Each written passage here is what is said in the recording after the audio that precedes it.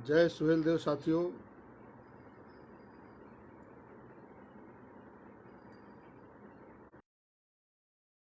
दिख नहीं रहे हैं।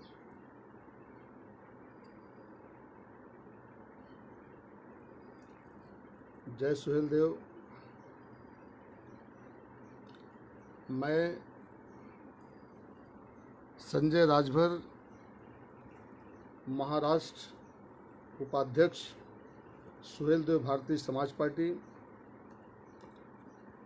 साथियों, आज लाइव आने का यही कारण है कि आज महाराष्ट्र के पालघर में कल की घटना है। कुछ उन्मादी भीड़ के द्वारा दो संतों की निर्मम हत्या कर दी गई।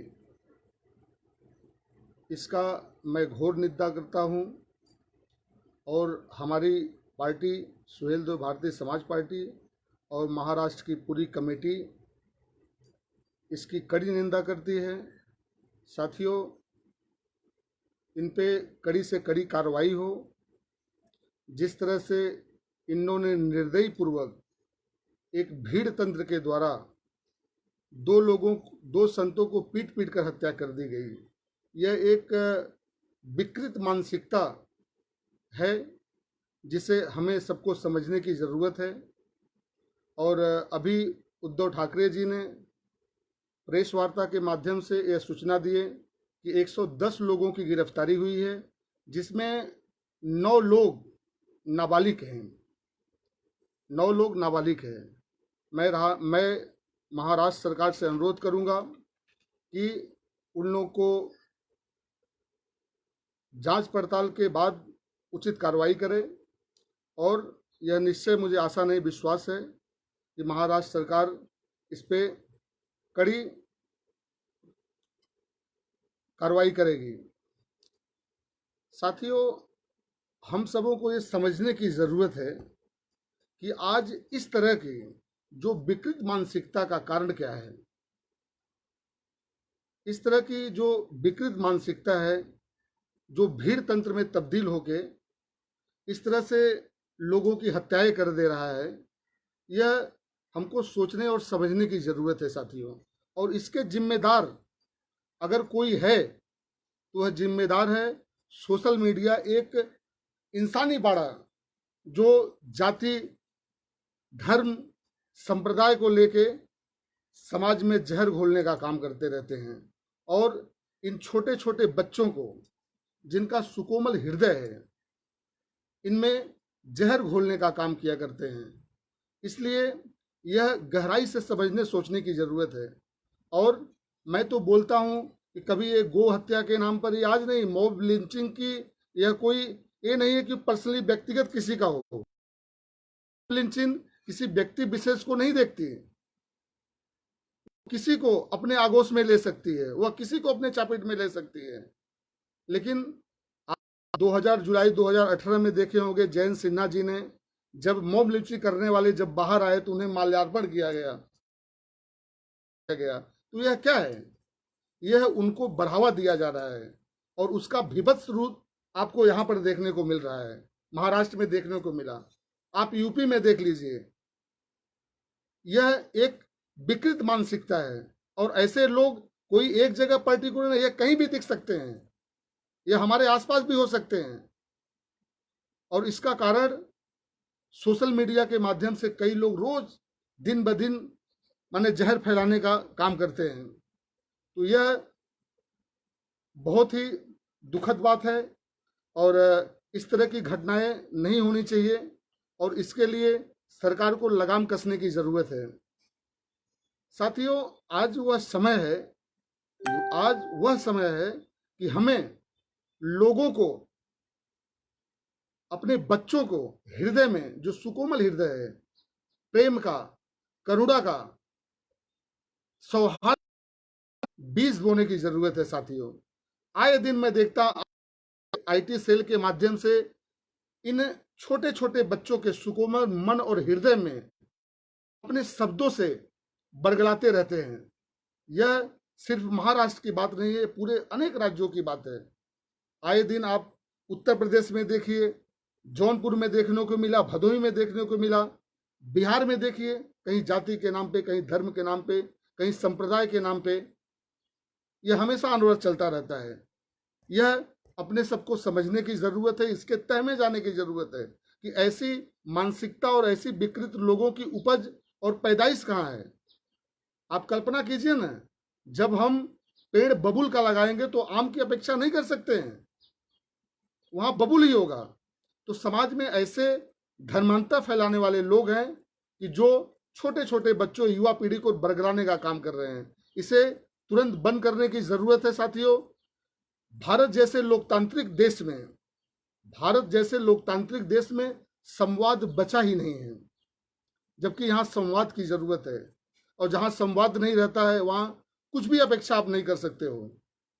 आप कल्पना करो, एक समय बाबा साहब अंबेडकर जी बोलते थे कि यहाँ नायकवाद और अधिनायकवाद को मान्यता नहीं दी जानी चाहिए, क्योंकि यही फैंस और यही अधिनायकवाद, क्योंकि वो जानते थे जिस समय वह अकेले चलते थे, इसी नायकवाद, इसी अधिनायकवाद में कुछ विशेष वर्गों ने सारे संसाधनों पे, शिक्षा पे कब्जा कर लिए थे, जिनसे उनको परेशानियां हुई। और कि आने वाले समय में अगर इस तरह की मानसिकता और इस तरह की सोच रही तो बेचारे गरीब, वंचित, उनको संघर्ष कर पाना बहुत ही मुश्किल होगा। इसलिए बाबा साहब हमेशा कहते थे कि नायकवाद, अधिनायकवाद की प्रशंसा नहीं होनी चाहिए। आज आप देखेंगे साथियों, अब समय आ गया है कि हम अपने घरों में अपने बच्चों को प्यार भाईचारा का संदेश दे, प्रेम का, करुणा का, दया का, शील का, मैत्रिक का मार्ग नहीं दिखाएंगे तब तक एक जागरूक और खुशहाल राष्ट्र की कल्पना नहीं कर सकते हैं। क्योंकि जिस परिवेश में अन्याय, जात पात, ऊंच नीच, भेदभाव, कर्मकांड और अंधविश्वास व सामाजिक कुरीतियां फैली रहेगी, वह राष्ट्र कभी सशक्त व समृद्ध नहीं बन सकता है। गौतम बुद्ध जी कहा करते थे कि अत्य दीपो भव। इसलिए मैं नौजवान साथियों को और आने वाली पीढ़ियों को यह संदेश देना चाहता हूं इस सोशल मीडिया के माध्यम से कि आप के बातों में मत आइए। आप सोचिए, समझिए कि अपने को क्या करना है। हेलो मोटो।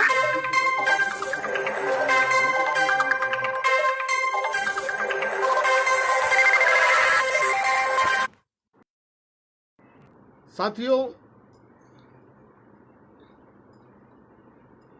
बुद्ध जी कहा करते थे कि किसी बात को सिर्फ इसलिए मत मानो कि ऐसा सदियों से होता आया है, परंपरा है या सुनने में आई है, इसलिए भी मत मानो कि धर्मशास्त्र ग्रंथ में लिखा हुआ है या ज़्यादातर लोग मानते हैं। किसी धर्मगुरु, आचार्य, साधु, संत, जोशी की बातों को आंख मूंद कर मत मान लो।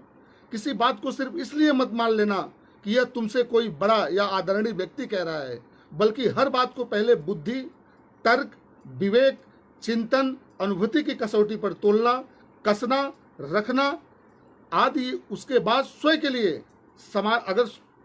लिए समाज में संपूर्ण मानव जगत के कल्याण के लिए लगे तो मानना।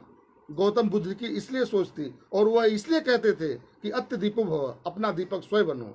आपको खुद सोचने और समझने की जरूरत है साथियों। अगर आप सोचेंगे, समझेंगे नहीं और